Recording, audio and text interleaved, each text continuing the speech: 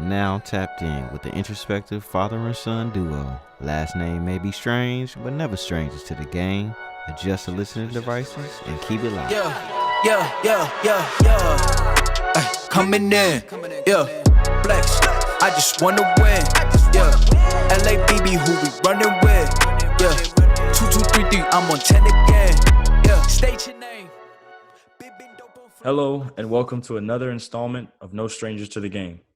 I'm Ja, and that's Troy.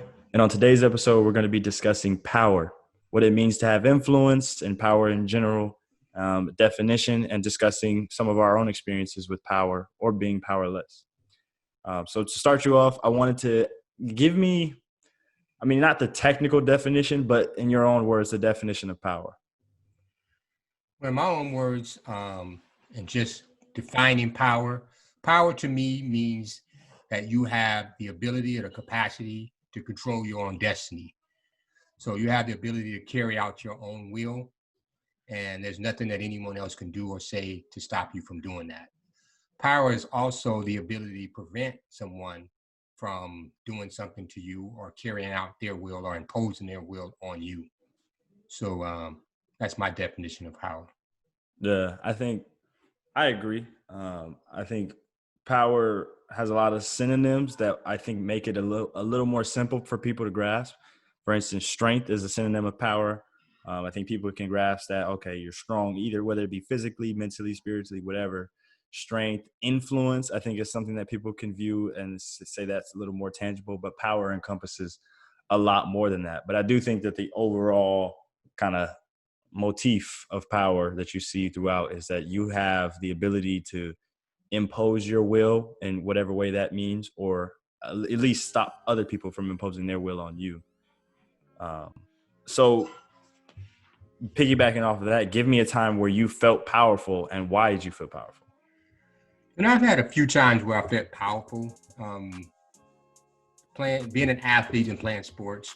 The time I can really remember is playing college ball at College of the Desert, junior college. And we won the Southern California Bowl. And then we beat a pretty good team, LA Southwest, who had guys who went on to play at Tennessee and, big big time schools. And also he ultimately went on to play professionally. And we were able to go out there and beat that team. And I had a pretty good game. And just being able to accomplish that, you just feel this sense of power. Other times that I felt power is one time in particular, and it was more of a feeling than I hadn't done anything. One time I remember vividly, I think it was in West Covina or somewhere. I was going to a mall, and I just walked in the mall, and you know how you see on the shows and the movies where the lights came on, and you just kind of stood there. It didn't happen physically, but in my mind, I just walked in and I just got this feeling of that, man, I can do whatever I want. I have no reason why. I don't remember anything that happened that caused me to think that, but it was a feeling of just like, wow, I just had that feeling of being in power and in control. And, I kind of walked around, chest out, and I just kind of felt this feeling. But largely when I complete a task or do something that is difficult and, causes me to make an effort, put forth an effort, and I'm able to accomplish it, I feel a great sense of power, in those times. For me, it's similar. Obviously, I think anyone who's played a sport or, is involved in any type of athletic event can tell you that, as long as you're doing well, you feel powerful, you feel like that's, like I said, that type of strength. And things just feel good. And so like you, I think with track and field, sometimes when, you walk into a meet knowing you're one of the better athletes there and you should go in and you should win your event, and then to actually accomplish it, you walk out feeling like, I have some type of power. That sounds weird to say, but, it's like I am powerful in that sense. Another time I feel powerful, I think human capital is the greatest asset in the world. So when I'm leading a group, or when I feel like I have some sort of influence over a group, whether they be younger than me or, people, within the same, peer group as me, it just feels like, okay, I'm I'm in a position of power and a position of control kind of thing. And so that's a moment where I kind of look around, I'm like, okay, I feel like, I'm doing something. I feel pretty powerful right now. But in that same light, give me a time where you felt powerful. What is the word? Powerless, not powerfulness, powerless. I've had a few times like that. One time, I mean, vividly, I can think about as a kid, getting in trouble and knowing that you're about to get a whooping. I mean, that's the most powerless feeling in the world, at least for me, because it was like, there's nothing I can do. This is coming. and that was a bad feeling, especially when you got to wait on it, and they just coming in and, come on, you did this, and the action is rapid. It's like, it's coming, but you just got to wait for it to happen. Yeah. Other times when I felt powerless is with my family, if there is something going on with you guys, where particularly emotionally, because emotional pain and suffering is a little more difficult to kind of soothe out and get over. It's lingering. Whereas you get an injury, a physical injury, you can do things to kind of ease the pain and soothe it. Whereas an emotional situation, it's going to take time to move past it and get through it. And so times when I see you guys where you may be struggling with something or feeling a certain way, and it's just like, other than some words, I really can't do much for you. Yeah. And, those are times when I feel really powerless, because, it's just like, I want to do something, but I can't. Also when you guys compete, you're out there, and I think I probably get more nervous than you, because it's like, I can't do that, it's all on him. And so you just feel this sense of powerlessness, because it's like, there's nothing I can do to sway this one way or the other. It's just going to be what it is. So those are my times when I feel, a sense of powerlessness. I have felt that way. Yeah. I think mine goes back to athletics as well. It's funny because as much as sports can make you feel powerful, when they're not going so well, you can feel extremely powerless. I think an example of that is injuries. Obviously, I think we look at injuries and say something that's actually something that's kind of in your control, right? If you stretch, you're careful about your training and, making sure you're icing, doing all the things that you should to prepare your body, you shouldn't get injured. But it becomes really frustrating and you feel really powerless when you do all of those things and an injury still happens. It feels like I did what I was supposed to, and this was just kind of out of my hands. That's probably the times where I feel the most powerless, if that makes sense. Yeah. But to dive deeper into power, after we've talked about our own experiences, do you believe two parts actually, because I want you to define absolute power. And then after you've defined absolute power, or at least, a sense of, or an example of absolute power, let me know if you think absolute power is corrupt at its core. Well, absolute power to me is when you have complete and total control over everything.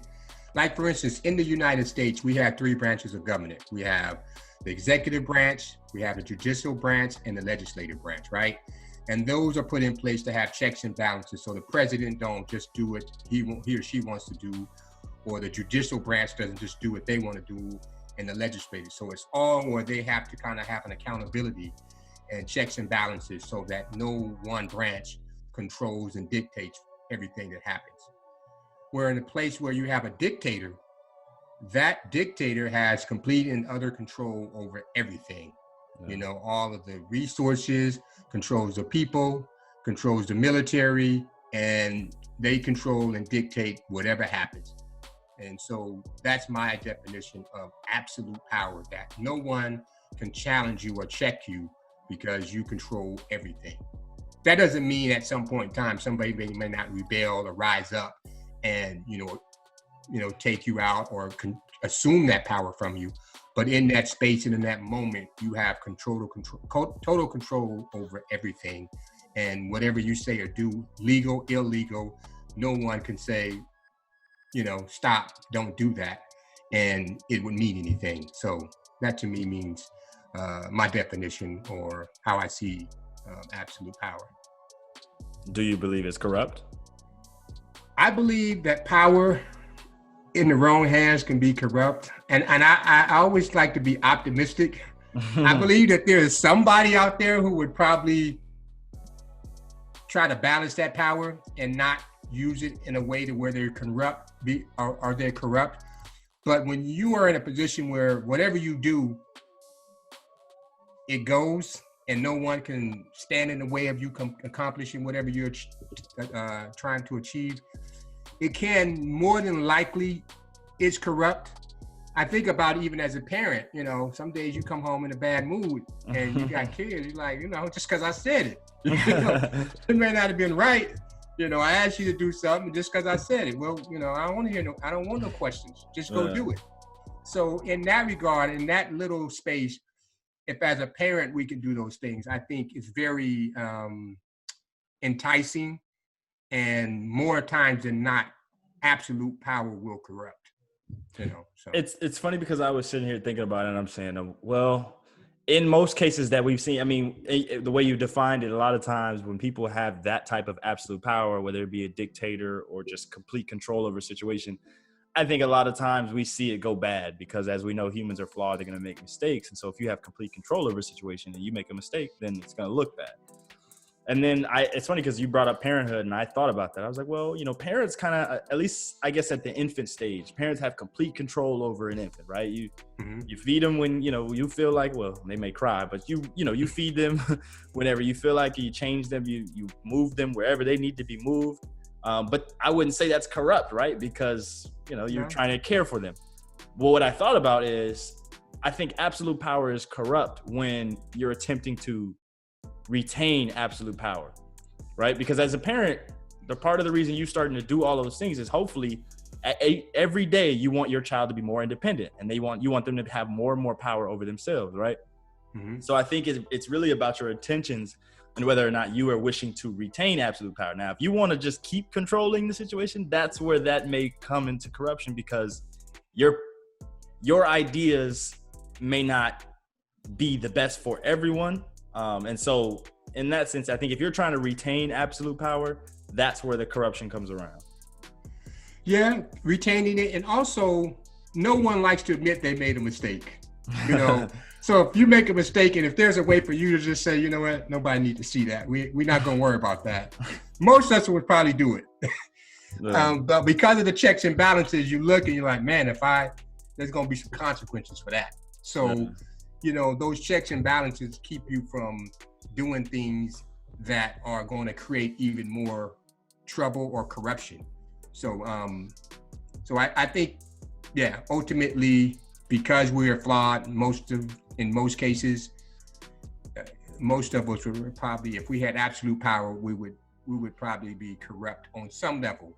Maybe not to the degree of what we've seen throughout history on some levels, but some way that power, we would probably abuse it. So to move on, how do you, in your own way, how do you obtain power?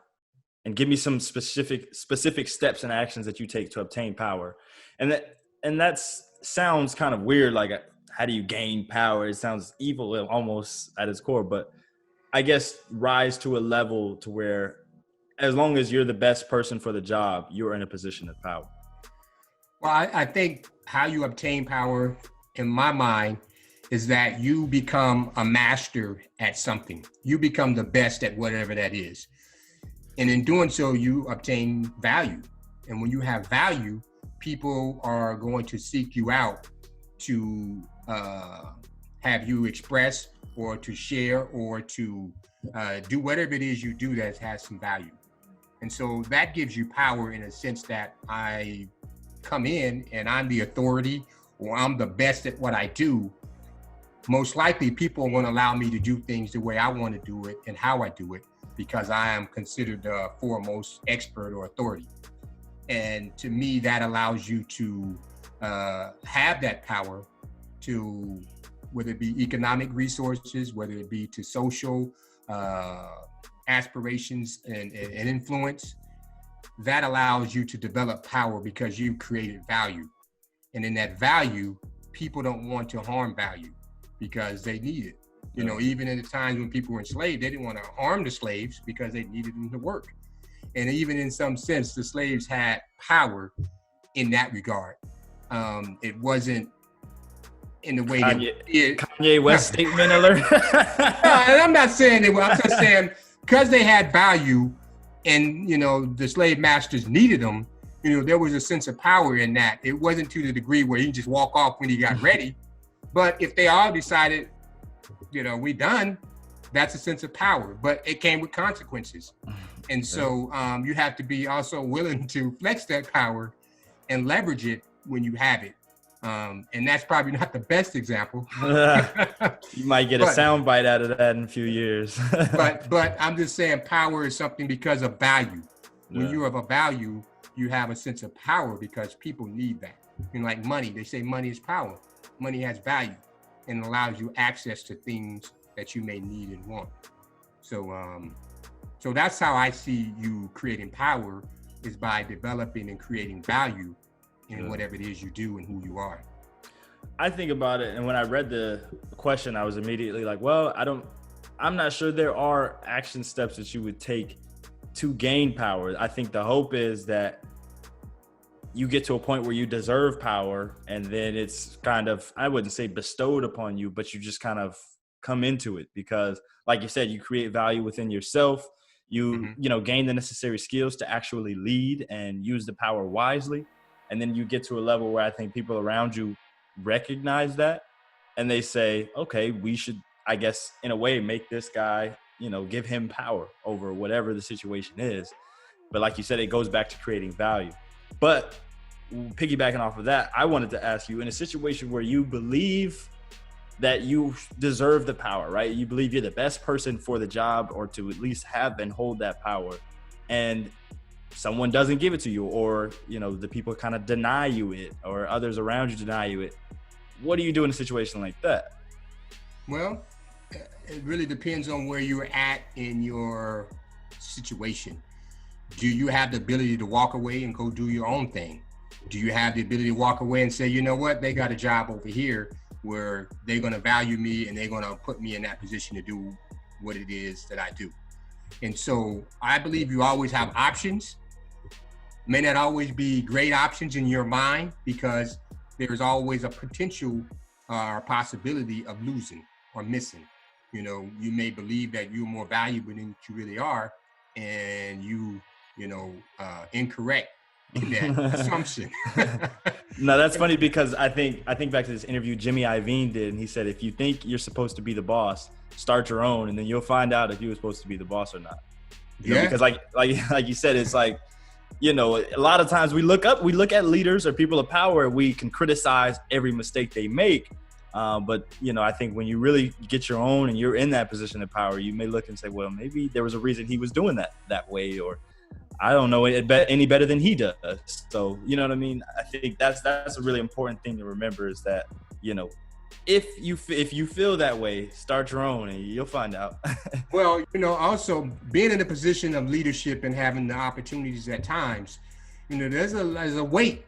There is a lot of weight on you, because you're making decisions for other people. And, if you care about other people and you have any type of compassion for humanity or just people in general, you want to make the decisions that are going to be in the best interest of everyone. And sometimes you're going to have to make decisions that people may not agree with, but ultimately you want to make decisions that are going to be good for everyone, or the majority of the people that you're dealing with. And so there's a lot of weight that comes with that, and sometimes there's sleepless nights. Sometimes there's decisions you have to make that is not going to be a good decision overall, because somebody on one side of that decision is going to come up on the short end of the stick. Yeah. And as a result, somebody's going to feel either betrayed, belittled, or hurt. And you have to live with that. And so, when you say you want to be the king, they say heavy is the head that wears the crown. Heavy is the head. Hey, that's true.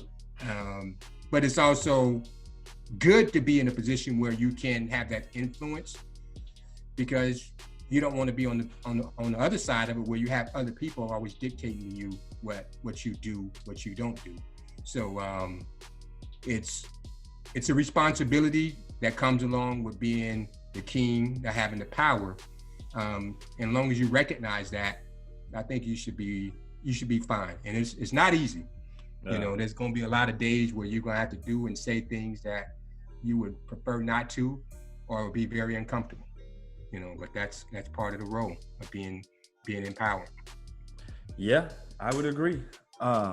So this next question, I'm going to say the question, then I'm going to preface it, which is backwards, but we're going to go like that. So the question is, can you obtain power without economic resources? So I want to preface it with this. I think everyone can agree that in a perfect world, you don't need money to rise to power, or if you're the right person for it, that, like we talked about, that power should be kind of given to you or bestowed upon you because you're the right person for the job. But I want to talk about, in the world we live in right now, can you rise to real significant power without economic resources, or do they have to go hand in hand? I'll answer that in two ways. First, I would say yes, if you have value, right? So if I have the secret to curing whatever the most formidable disease is, people are going to want me around, and they're going to cater to me to some degree because I have something that no one else has. Now, if they are able to obtain it and don't need me anymore, then I may not have the power that I had or I thought I had. So in that regard, I'd say yes. In most instances, no. Economic resources is what allows you to buy yourself time, buy people to do the things that you need them to do. Basically, buy people to do your bidding. Yeah. And so yes, you can, but in most instances, it's not likely because economic resources really dictate largely what we do and how we do things. And so I hope that makes sense. No, I completely agree. And I had the same thought process. It's like, yes, I mean, I can think of those few, there's obviously a lot of people that I think of that say, well, they didn't start off, I was going back to my guy, LeBron James, right? He didn't start off, I mean, he was, a poor kid from Akron, Ohio, but like you said, he was valuable in that he was entertaining to watch. People wanted to pay him a lot of money to play basketball. But it's funny because when you think about it, his real power started to come when he started to make millions of dollars, and then he could, make the moves he wanted to make financially within his community, or, so on and so forth. That power started to come when he really had his finances. And so, but as I say that, I'm thinking about it, I'm like, okay, well, he gained all of his financial, success through creating value, really without having any financial resources to begin with. But did his real power come when he got his financial resources, or did he already have most of his power before then? I would probably say he gained influence over time as he was consistent in certain ways. He was able to speak out. And as he gained the fan base and he became the face of the league, he gained the power because of his value. So if LeBron decides he stopped playing at a certain point, as he was rising to power, that would have had an impact on the NBA. Yeah. Just because he is so polarizing, he adds a lot of interest and intrigue to the league, to the sports shows. I mean, I haven't, probably the last 5 years or even longer, haven't went a day watching a sports show where his name didn't come up. I mean, It didn't matter what the time of the season or the year, his name seems to pop up for whatever. So I think over time he gained power, but it was due to the value that he created in where he was at. Well, okay, I just thought of this too. And tell me whether or not you agree. I think, like you said, value is one of those things that obviously can bring you power if you're creating value. But I feel as though you have to constantly be creating value. You can't just have it done it once and then, live off of that. You have to be constantly creating value. Whereas if you get enough financial resources, I think you can always find a way to be in a position of power if you have the financial resources. Whereas, like I said, if you're gaining your power based off of the value you bring to the table, mm-hmm. You're going to have to be constantly creating that. Because even if you have the cure to cancer, after a while, people may get the ingredients, or they may figure out, what the, recipe is or what have you. And then your value is gone. Yeah. It's like, we got it now. Or like even with athletes or singers, if you can't dance anymore or you can't play basketball, you tear your knee or something, your value is gone. So you have to be either constantly creating value, or I think you garner the financial resources to keep power. Right. And I think one of the ways that we all have power is one, being ourselves. And what I mean by that is that I don't care how terrible I am. There's nobody who can be a better me than me. Right? Yeah. That in and of itself is a sense of power. But also when you're, I just lost my train of thought. I'm getting old, y'all. But essentially what I was just trying to say is that your power comes from your gift, meaning that I have something that I was put here. And I believe this, that I was put here to do something that nobody else can do in the way that I do it, in the way I do it, why I do it, and when I do it. And I think that that's power. And I think we all are in that position. We just don't all recognize it and see it in that way. Power is a mind state, partially. Also, power is real when it comes to having the resources, the authority, and the influence to make something happen. But you have to dream it, you have to think it, and you have to see yourself in power, and you have to feel that way. Because I know people who were not very powerful, not very big, they just talk big. Yeah. Because they talk big, people thought, well, this person must be a bad person. For them to talk like that, they got to be something. And sometimes it's just a mind state to give you that sense of power so that people recognize, or at least, stop and take notice. And, so I think it's a mind state, one. I think it's understanding who you are and what you bring to the table so that people see the value. Again, that word value comes back. And I think value and power are, not wouldn't say synonymous, but they go hand in hand or complement each other. Yeah, I'd agree with you on the knowing who you are. I think there is power in knowing who you are and knowing what you believe and what you stand on, because I don't think anyone can have power over you fully if you know who you are, you know what you stand for and what you aren't going to stand for. I think that creates power in itself. I think about the Amistad, right? The boat or the ship, the slave ship that the slaves took over. I mean, there was power in knowing we know who we are, we know where we're from, and we're not going for this. And if we die, so be it. They won't have power over us regardless. We won't stand for that. And so I think there's a lot of power in that and in knowing who you are. And I think about some of, you have actors and comedians and singers who said, a lot of times they were trying to emulate, people that they saw successful. And it wasn't until they said, you know what, I'm going to use my voice or I'm going to be myself, that a lot of times that they talk about how that's when I started to blow up and garner my success. So, yeah, go and piggybacking off what you just said and knowing who you are, I made me think of Dave Chappelle when he walked away from the Dave Chappelle show. I mean, the average person they would have just acquiesced to whatever they was asked to do. $50 million. Yeah, that's hard to walk away from. But for those who don't know the story is that Dave Chappelle was, obviously doing a very successful show. And they wanted to basically take some of his control and his power away from his show and some of his creative influence over his own show. But they were offering him $50 million to do another season of the show. And because they wanted to take some of his power and creative control over his show away, he walked away from all the money and stopped doing the show. So. And, he, for many, many years, he was, out the scene, but he was still doing what he did because he was Dave Chappelle.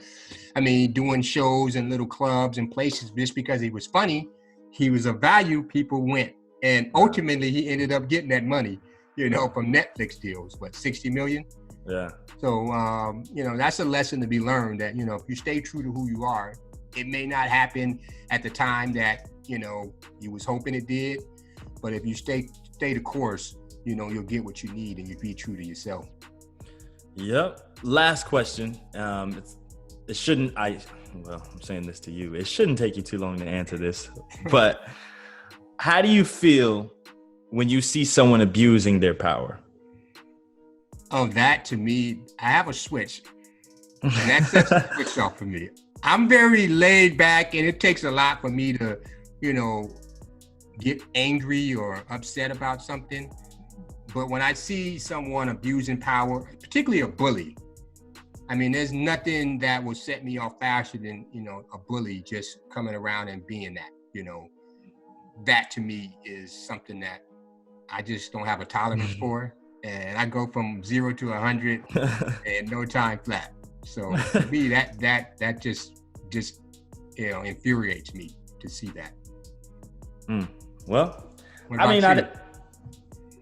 how do I feel? A lot of the same. I don't know if that's my number one trigger. I mean, well, put it this way: when someone's abusing their power over me, then yes, then we got a huge problem. But Well, that's what I mean. I'm talking about. Yeah. well, yeah. I mean, but it does bother me to see people when you see people who are in a position of power abusing their power, especially if it feels like they didn't gain their power organically. Like we talk about dictators and stuff like that. It just feels really artificial, and it's like the kind of like the Kanye West song, where he says no one man should have all that power. It just feels like that's wrong, and it doesn't sit right with me. Now, coming full circle, when we talk about a dictator, I'm somewhat in a position of powerlessness, so I guess I just got to be mad about it. But nonetheless, I think that is one thing that really disturbs me. So, well, I think I don't want to leave this, the conversation without saying that we're all very powerful.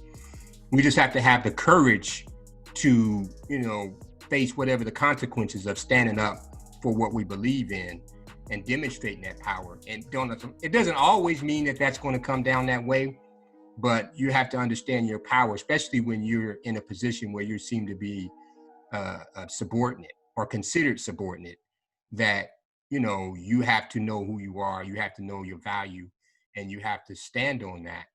And it goes a long way. And if everybody felt that and knew that, there wouldn't be dictators.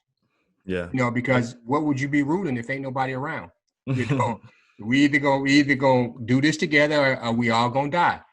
Yeah. And we're willing to take that. We're willing to take that course of action if that's what it means. So to me, I think that's really important to know that. And it's a tough. It takes some thinking. It takes some courage to really look out and see that, wow, these terrible things could happen. But, I'm going to stay the course, and this is what I am. This is who I am. And you got to figure out how you want to deal with that. And I'm willing to pay the ultimate cost. And one last thing I'll say, this one guy, I can't remember his name, but he said, it's life. It's tough. He said, ain't none of us going to get out of here alive. Yeah. Yeah. Well, on those words, we'll wrap it up for another edition of No Strangers to the Game. We appreciate everybody for, being a part of this with us and listening in on our conversations. And we appreciate it if you join us on the next one as well. Peace. All right, that'll wrap up today's episode. Glad we could take a moment to put you up on game. We post a new podcast every Sunday morning. Now you know. Peace.